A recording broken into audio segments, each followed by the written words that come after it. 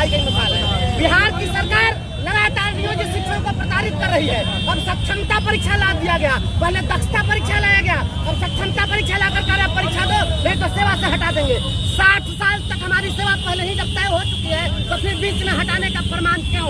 ये बिहार के शिक्षक आज पूछने के लिए सड़कों पर उतरे हैं। बिहार सरकार जवाब दे कि इतने सारे शिक्षकों को अंतर जिला ट्रांसफर करने के लिए जो कह रहे हैं, इन लोगों को बेघर करना आप क्यों चाहते हैं? आपको हम हमारे बाल बच्चों से, अपने बीमार माँ बाप से दूर करने के लिए आपको कौन सा पुण्य प्राप्त हो जाएगा? बिहार के शिक्षक अंतर जिला स्थानांतरण, सक्षमता परीक्षा, हमारे लोकतांत्रिक अधिकारों का गला घोंटने, इन तमाम चीजों के खिलाफ आज सड़कों पर उतरे हुए हैं और इसके खिलाफ हम आर पार की लड़ाई का आज इसी मसाल जुलूस के माध्यम से ऐलान।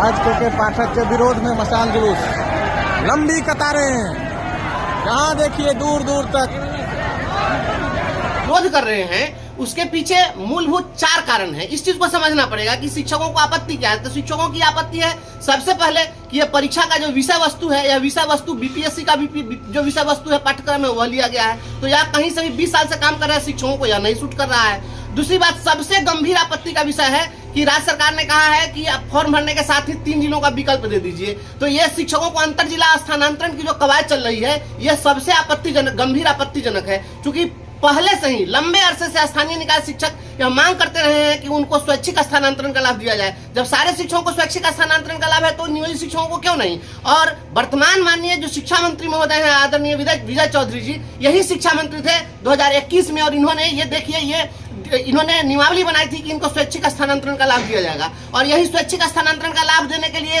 सॉफ्टवेयर बन रहा था। पता नहीं यह सॉफ्टवेयर कब करप्ट कर गया और फिर यह नियमावली आ गई कि अंतर जिला स्थानांतरण कर दिया जाएगा। और सबसे गंभीर बात है कि अन्य कर्मचारियों का जब स्थानांतरण होता है तो उसमें महिला, दिव्यांग, शिथिलांग या जिनके परिवार के आश्रित गंभीर बीमारी से जूझ रहे हैं ऐसे लोगों को रियायत दी जाती है। इसमें तो कुछ भी नहीं। या तो मोहम्मद तुगलक जिस प्रकार से जो है दिल्ली से दौलताबाद राजधानी स्थानांतरण किया तो अंधा, विकलांग, शिथिलांग सबको कहा कि आपको चलना होगा दिल्ली से दौलताबाद, उसी प्रकार से किया जा रहा है। हमारे मुजफ्फरपुर में 12 लगभग 1 दर्जन ऐसे शिक्षक हैं जो अंधे हैं, उनका क्या होगा? उनका स्थानांतरण आप कैसे कर दीजिएगा? और तीसरा आपत्ति का सबसे गंभीर विषय यह है कि आपने कह दिया कि जो 3 बार में परीक्षा में फेल कर जाएंगे उनको सेवा से हटा दिया जाएगा। आप हटा कैसे दीजिएगा? जब हमारी सेवा 60 साल के लिए तो आप उसको किसी भी स्थिति में आप जो है नहीं हटा सकते हैं। और चौथा, यह शिक्षकों की सबसे बहुप्रतीक्षित मांग रही है जिस पर माननीय उच्च न्यायालय ने भी मुहर लगाया। स्थानीय निकाय शिक्षक कह रहे हैं कि आप हमारा प्रमोशन करिए, सभी को प्रोन्नति, तो हमारी प्रोन्नति क्यों नहीं? और आप नियमावली भी बनाए 2020 की नियमावली में, 2012 की नियमावली में आपने कहा था कि बेसिक ग्रेड से स्नातक ग्रेड से प्रधानाध्यापक में हम प्रोन्नति देंगे। हम लोग हाईकोर्ट में केस किए, हाईकोर्ट ने आपको आदेश दिया, आप वहां पर एडमिट किए कि हम 6 महीना में दे देंगे। 6 महीना के बदला में आप 10 साल में आप प्रमोशन नहीं दे रहे हैं और आप नई नियमावली ला करके और सारे प्रोन्नति का प्रोविजन को समाप्त कर रहे हैं। स्थानांतरण, प्रोन्नति, परीक्षा के जो तरीके हैं, यह तरीका और पाठ्यक्रम, इन तमाम चीजों पर आप विचार करिए, संशोधन करिए, विभागीय परीक्षा लीजिए। लंबे अरसे से काम कर रहे शिक्षकों से विभागीय परीक्षा ली जाती है, न कि फ्रेशर्स की तरह आप उनको ट्रीट करिएगा और उन पर आप बीए और एमए का सिलेबस थोप दीजिएगा। यह नहीं चलेगा। शिक्षक इसी का विरोध कर रहे हैं और जब तक इसमें संशोधन नहीं होगा विरोध जारी रहेगा।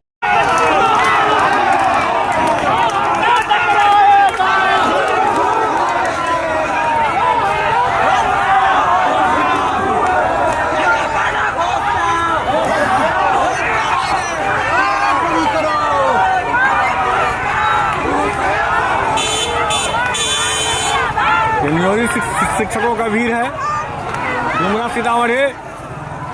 देख लीजिए के पाठक जी, ये हजारों हजार का भीड़।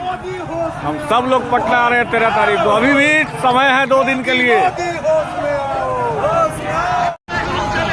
आज के पाठक के विरोध में मसाल जुलूस, लंबी कतारें, जहाँ देखिए दूर दूर तक